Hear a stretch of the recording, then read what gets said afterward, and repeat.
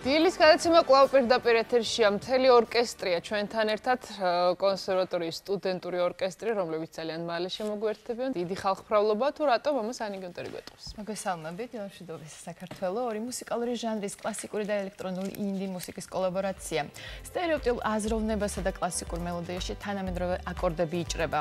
პროექტის მიზნებზე და ახალ იდეებზე უკვე ჩვენ სტუმრებთან ერთად ვისაუბრებთ, შემდეგ უკვე მოისმენთ ნაწარმოებს კონსერვატორიის სტუდენტური ორკესტრის და DJ-ის შესრულებით, მანამდე კი მივესალმები ჩვენ სტუმრებს. რეზო კიკნაძე, თბილისის ვანო სარაჯიშვილის სახელობის სახელმწიფო კონსერვატორიის რექტორს, ლაშა ლორდ-ქიფანიძის Music Collaboration Project-ის ხელმძღვანელს და სანდრო თედიაშვილს, მუსიკოსს, ჩვენ კომპოზიტორს. მადლობა რომ ხართ ჩვენ. თავდაპირველად ძალიან თამამი ნაბიჯია და ერთგვარი გამოწვევა. დორე მელოდიაში თითქოს ესე კრეშენდოთი და სფორსანდოთი, რომ ვიხმაროთ მუსიკალური ტერმინი, იჭრება თანამედროვე აკორდები. რამ გამოიწვია და რას ემსახურება ეს იდეა? ეს იდეა გაგვიჩნდა სტუდენტების კარგულ ჯგუფს, რომლებიც სწავლობთ კონსერვატორიაში, მუსიკის მენეჯმენტის ფაკულტეტზე. ეს მსგავსი პროექტები, ყოფილა გერმანიაში ჩატარდა რამდენიმე წლის წინ და ვიფიქრეთ, რატომაც არა რომ საქართველოში გავაკეთოთ მსგავსი პროექტი. გაჩნდა იდეა კონსერვატორიაში ჩვენი მეგობარი სანდრო თედიაშვილი სწავლობს მუსიკის ტექნოლოგიის ფაკულტეტზე, რომელიც ასე მოღვაწეობს ელექტრონულ მუსიკაში და მის ერთ კომპოზიცია შევარჩიეთ, რომელიც უკვე გააორკესტრა ოღონეს ამბართუმიანმა, შემდეგ სტუდენტურ ორკესტრთან ერთად მოხდა ამ ყოველფრის შერწყმა და გადავიღეთ კლიპი, ჩავწერეთ მუსიკა, რომელიც რამდენად მზად იყვნენ კონსერვატორიის სტუდენტები ასეთი ნაწარმოებისთვის ექსპერიმენტის ბატონო, საქართველოში პირველი შემთხვევა, როდესაც ელექტრონული და კლასიკური მუსიკა ერთად ხდება შერწყმად. თქვენ როგორ მიიღეთ თავიდან ეს პროექტი?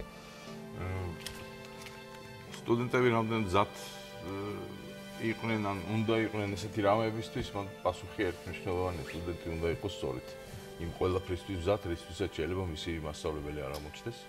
იმიტომ რომ სტუდენტის ცხოვრება ბევრად უფრო დიდ მომავალზეა ანგარიშები, ვიდრე მისი 20 წლით თუ 40 წლით უფროსი მასწავლებლის. ამიტომ ის რაც სტუდენტი შეიძლება შეემთხვეს თავისი სტუდენტობის დროს, უკვე 20 და 40 წლით უფრო გვიანდელი და შემდგომია, ვიდრე მის მასწავლებელს შემთხვევია 20 წლით ადრე ან 40 წლით. უკვე ამიტომ ის ექსპერიმენტები, რაც და ის ყველანაირი აქციდენცია მუსიკალური, რაც შეიძლება მის გარშემო მოხდეს, ან ხდებოდეს, უკვე სტუდენტის თვალსაჩინოში სრულად ბუნებრივად არის შემოსული. ბატონო, თქვენ ვიყავთ ყოველთვის მზად ასეთი ექსპერიმენტებისთვის და რამდენად ამართლებს ხოლმე, ისეთ რომ ეს არ არის თქვენ ექსპერიმენტი იმის ექსპერიმენტია, რომ თვითონ ექსპერიმენტია გამართლება ექსპერიმენტის, არ არის აუცილებელი რაღაცნაირი შედეგის მიღწევა და მე რუსთავი ორის დილის ეთერში მოსვლა და იმაზე ლაპარაკი რა შედეგს მივახციეთ. ამ ნამუშევარსაც ჩავთვლიდი ეგრეთ წოდებულ work in progress-ად. ეს არის დაწყებული საქმე, რომელიც პრინციპში აი იმ სიტუაციას დღევანდელს მუსიკალურს ძალიან კარგად ეხმიანება და დღევანდელი მუსიკალური სიტუაცია ორი სიტუაციას შეიძლება წარმოვიდგინოთ. არსებობს მუსიკა, რომელსაც ტრადიციულ ევროპულ კლასიკურ მუსიკალურ განვითარებასთან საერთოდ ცოტა რამე აქვს. არსებობენ მუსიკოსები, რომლებმაც უკვე ბევრს მიაღწიეს და ადგილიც დაიმკვიდრეს დღევანდელ ჟღერად სამყაროში, მაგრამ ეს სწორედ კლასიკური მუსიკალური განათლება არ ქონიათ, არამედ მუსიკასთან მათი ურთიერთობა დაიწყო მათი კომპიუტერთან ურთიერთობით. ესეთი მუსიკოსის და იმისი, რასაც მუსიკოსი ქვია ტრადიციული გაგებით, ამათი ერთად ყოფნა, უბრალოდ ამათი ერთ პრიზმაში დანახვა ცოტა ძნელი იყო ყოველთვის და დღესაც საქართველოში დარწმუნებული ვარ, ბევრს გაუძნელდება. მაგრამ ფაქტი ის არის, რომ დღევანდელი ევროპული მუსიკალური განვითარება არანაირად არ გამორიცხავს, პირიქით ძალიან ხშირად ხდება ხოლმე, რომ მუსიკალური იდეები, რომლებსაც კლასიკურმა მუსიკამ თავის განვითარებაში გვერდი აუარა, არ ვიცით რატომ. უცბად შეიძლება მოდიოდეს მათგან, ვისაც ეს კლასიკური გზა არ გაუვლია. თუმცა კლასიკური გზა ძალიან კარგი არჩევანია და გარანტირებულად ცნობადობა უკვე ასე თქვა გარანტირებულად. თუმცა ეს არ არის ვარჯიშია კლასიკურ თემაზე, ეს არის განსხვავებული ნაწარმოები. რა იდეებით, რა ბაზაზე შეიქმნა და რა იყო შთაგონების წყარო ამ შემთხვევაში?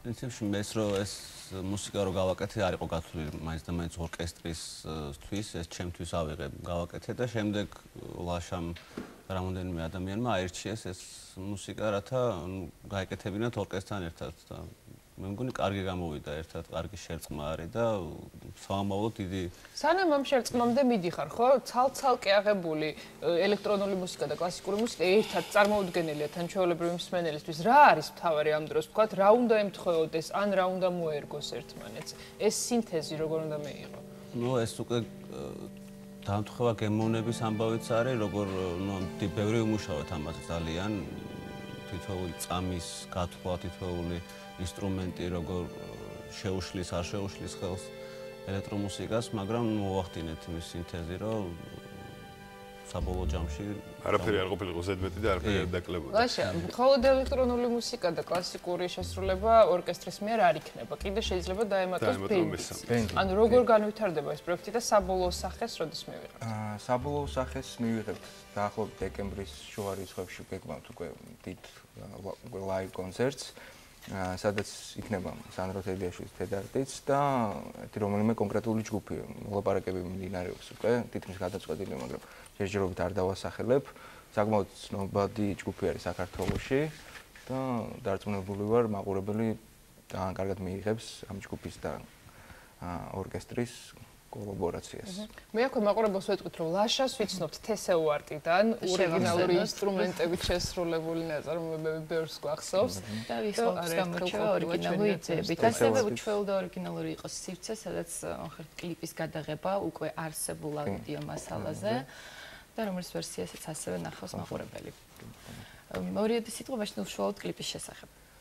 კლიპი ესე იგი გადავიღეთ ჩემ მეგობართან ერთად მეც ასე ვთქვათ მე მონტაჟი ვარ და ვიდეოგრაფი ვარ დავით თაბაგართან ერთად დიდი მადლობა მინდა გადავხატო დავით თაბაგარს დაგვეხმარა კამერებით მოგვამარაგა ასე ვთქვათ რამდენიმე დუბლი ჩავწერეთ და კლიპიც ავაწყეთ ერთ დღეში საკმაოდ სწრაფად და ჩქარად და გამოვიდა ეს. დიდი მადლობა ასევე მინდა გადავხატო აქვე დავზე ჩვენს ლექტორს მინის ანადირაძეს რომელიც ძალიან დიდი დახმარება გაგვიწია საორგანიზაციო საქმეში ასევე ჩემს მეგობრებს ლეონ ბახტაძეს, ნინუცი ჯოხრუკიძეს და კონსერვატორიის მთელ ადმინისტრაციას. სანდრო, კომპოზიციას ჰქვია 3 დღე ბერლინში. თქვენ სწავლობდით ბერლინში აუდიო ინჟინერიას, ცოტა ხნის წინ. აქეთ გერმანიაში ვსწავლეთ.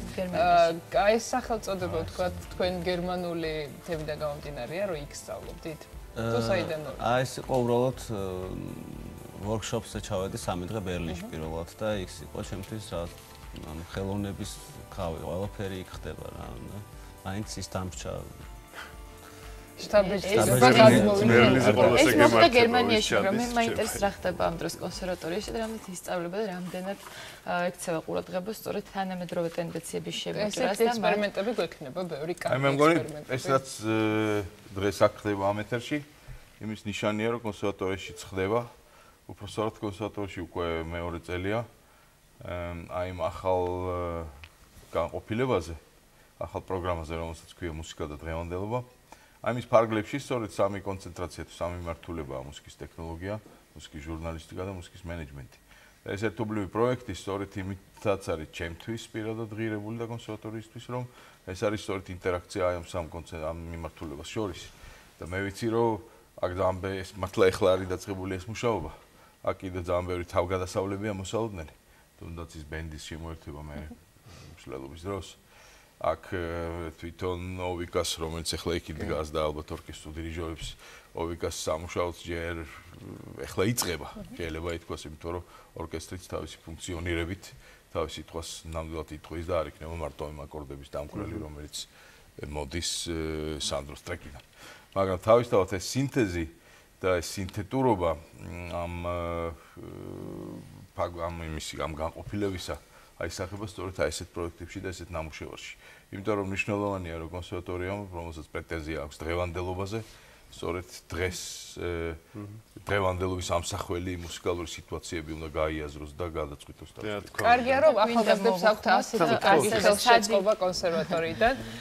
გთხოვთ სანდროს და ასევე მინდა სადირიჟო პულტთან მოვხვა ოვანეს ამბარცუმიანს, რომელიც გახლავთ სწორედ ამ გაორკესტრებული ვერსიის. ჩვენ ძალიან გვეხარია რომ პირველი დილის გადაცემა იქნება, რომელიც მისცემს საშუალებას მაყურებელს, რომ პატარა მონაკვეთი ამ ერთ საათიანი დიდი პროექტიდან მოისმინოთ დღეს ჩვენს ეთერში. გთხოვთ.